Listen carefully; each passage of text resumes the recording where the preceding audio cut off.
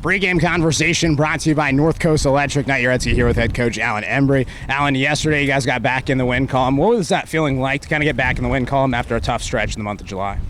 You know, it's been a grind. The boys had a little bit of energy yesterday, and they played pretty near flawless defense. So I think anytime we have the pitching and the defense, it gives the bats that confidence, and they showed up yesterday.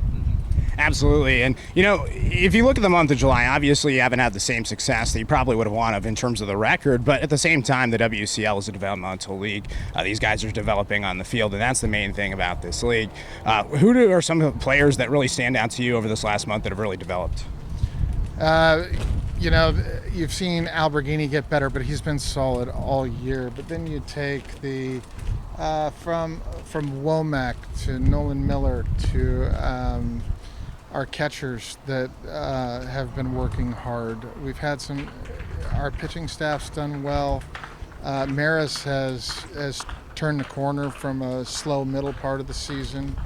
Ked is back into his form. You can really go down the list on the development piece. I think Sam Weber being able to be as flexible as he is. I don't think he realized he was that. I think he thought he was just an infielder.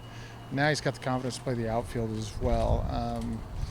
I can't single out one guy, but what I can say is that I've seen improvement from the start to the end.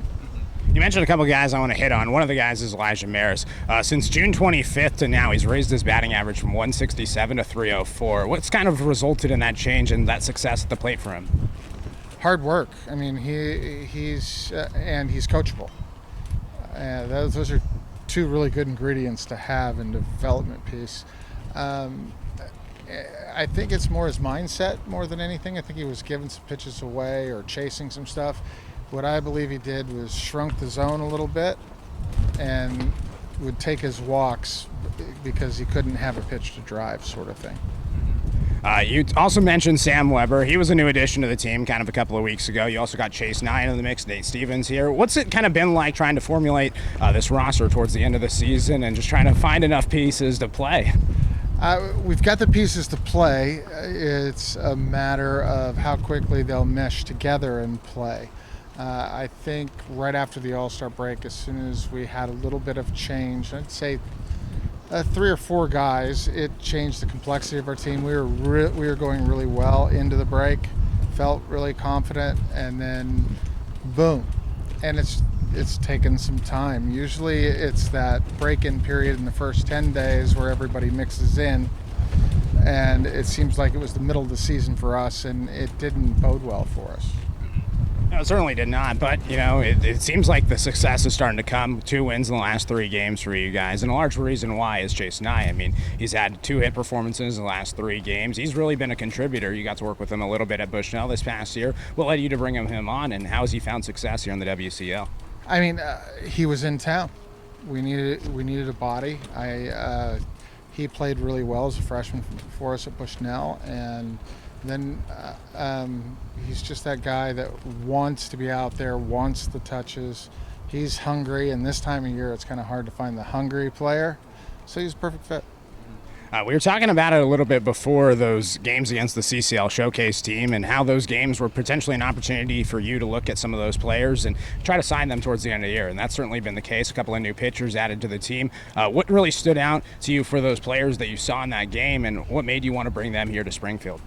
Well, Dylan, he's got a tremendous arm. He's got the length. The ball gets on you. It was a matter of getting him in the zone. I think we took a step in the right direction yesterday with that. He had a rough one up in Portland, but he's rebounded from that. You got Diego, who's got good stuff. I think he's more of a long reliever for us. And then Wyatt's got a little bit of funk to him, and he's left-handed, so it's been fun to watch. You got 8 games left in the season. It's the final stretch. In your eyes, what is success in these last 8 games? As long as we keep throwing a competitive product out there and we have a chance to win at the end of the night, whether we win or lose, as long as they know we're there, that's all that matters to me. Lastly, you're going for your first series victory in the month of July. It's been quite some time. The last week of June was the last time you guys won a series. You have the opportunity to do that here today against Bend. What's it going to take to get it done? I guess you won that series in Edmonton, but I mean like a full 9-inning game. Yeah, but they still count that in the league, so we're going to take it. What it's going to take is the same sort of effort we had yesterday. Good defense, timely hitting. I mean, 2-out hitting has been like the Achilles heel of this ball club. And to have that a couple times, the boys see it, they get the smile on their face. They're like, we can do that with 1 out, and we can do that with no outs as well. So that's the goal today. Awesome. Well, good luck today, Coach. Yep. Appreciate it.